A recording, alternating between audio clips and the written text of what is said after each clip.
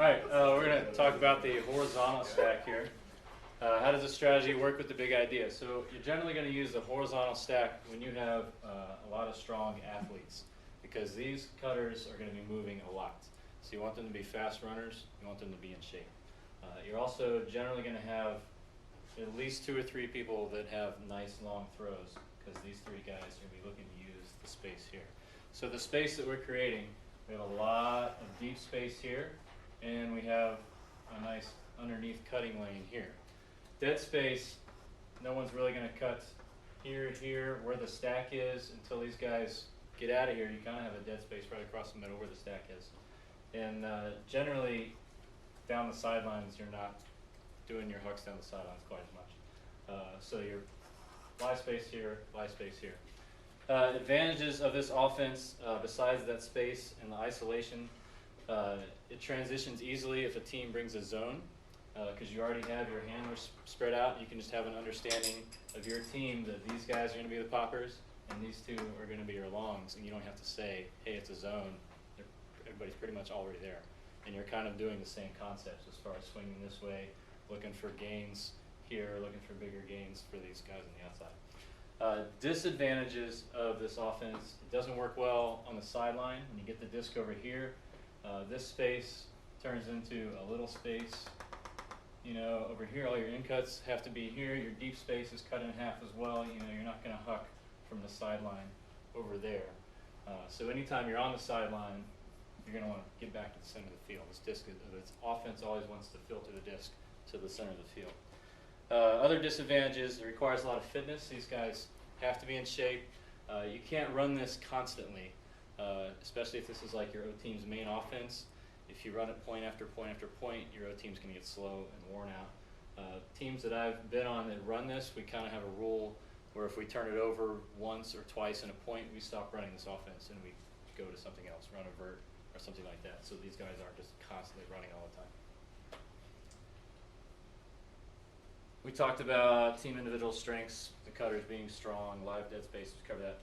How does it cycle? So generally, these guys in the center, generally, I mean, you want to keep the defense off balance, but they're looking to make cuts coming in, and the people on the outside are looking to make cuts going out. And then that cycles to each other. So if I make an in cut, I don't get it, you know, I get looked off, the other guy gets it.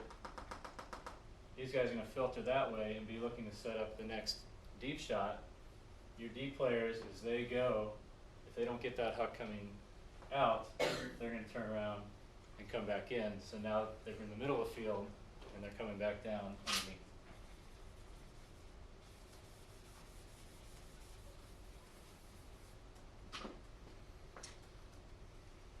Drills to practice this. I think timing is really important. You can set up your line here, a line here. You got your throwers here, and you want these deep guys to know, when do I go? So you set up a drill where this guy comes in. As soon as this throw is released, then this guy knows I take off then. You want to emphasize to this cutter that he's going mostly vertical, that he doesn't want to change once he gets out there, because this thrower wants to catch the disc, turn around and see where is he going, does he have his man beat, what spot's he going to. Don't change, you know. So a lot of inexperienced deep cutters will come out here and they'll start doing something like that, and they're changing as they curve where the thrower is going to throw, and the thrower makes his throw up here, and that's not where he's headed. So you want to emphasize your deep cutters are always headed in that one direction, and this thrower has the choice. Am I going to make that huck or not? And then the next step of that drill, if you want to throw 5 throws that are all long throws, in the next 5 throws, you want to get this thrower to look off the deep throw, teach this guy what does he do next. So I catch the disc here, I look at the deep throw, maybe give him a nice big fake to communicate. I looked at it, it's not there, and now he turns around and comes in, and we're practicing that out and in motion, the cycling. Do that for another 5 throws before you switch everybody around. You're also going to want to have a drill for your handlers. So when the disc gets on the sideline, you need to have a plan to get it off. There's not, from what I found, a super consistent. We always do it this way in a host stack. Different teams will run this different ways. You just need to know what your plan is and set up a drill to do it. A lot of teams have this guy choose one, This guy does the other kind of thing. Danny had a real good drill about getting off the line. Applies to this. So your disc is here, say you're being trapped, sure it's a backhand mark. And Danny set up a little box like this where, what was it, 1 point was here, 2 points was here, 3 points was here. So you want your handlers to be able to work together to get off the line. Very important to go that way, and that's why 3 points is here. If you could just make one simple throw, a nice flat throw to space, out here where the defense can't get it, that's your best option. Your second best option, coming up here, at least getting an upfield throw where you can then look downfield, and then your 1 point, if you want to just complete a nice dump, you can do that too.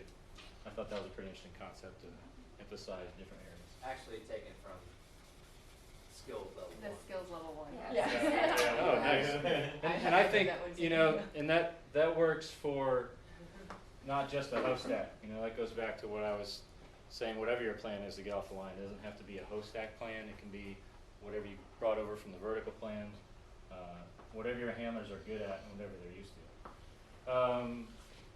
Couple of things I found when we run this, fine tune a little bit. You might want to flex it a little bit, so you give your in cutters, and I should have changed these two. If you want to drop these guys back a little bit, give them a little more room to cut in. And these handlers here, you want to make sure that they're at least even with the disc, and if not, farther back, because if this guy is even a yard up here, then his defender can both cover him and cover the lane.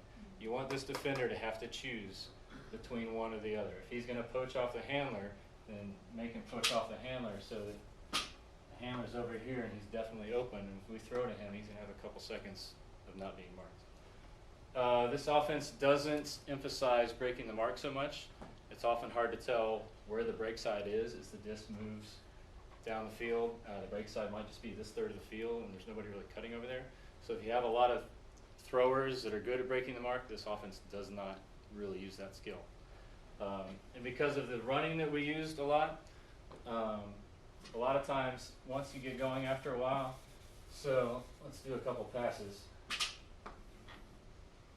Disc goes from here, advance to this cutter, this guy comes down here, this guy's over here, maybe the next pass, let's move this guy over a little bit. So your next pass is completed on the in cut, so this guy started here, came back here, gets the disc here. The handlers are sort of moving up behind the disc. You got your handler here, the original handler's back here. You're going to have a handler who's not doing a whole lot. And if the disc gets the opposite side of the field, you're running out of cutters, we tell this handler, go be a cutter. You know, if you find yourself on the opposite side of the field, you see only 2 cutters left, you know, become the next either deep option or just filter down there so you can come over and do the next in cut. And that'll help your cutters from doing all the work. And it helps you be a little more dynamic too, and get the handlers involved. Questions?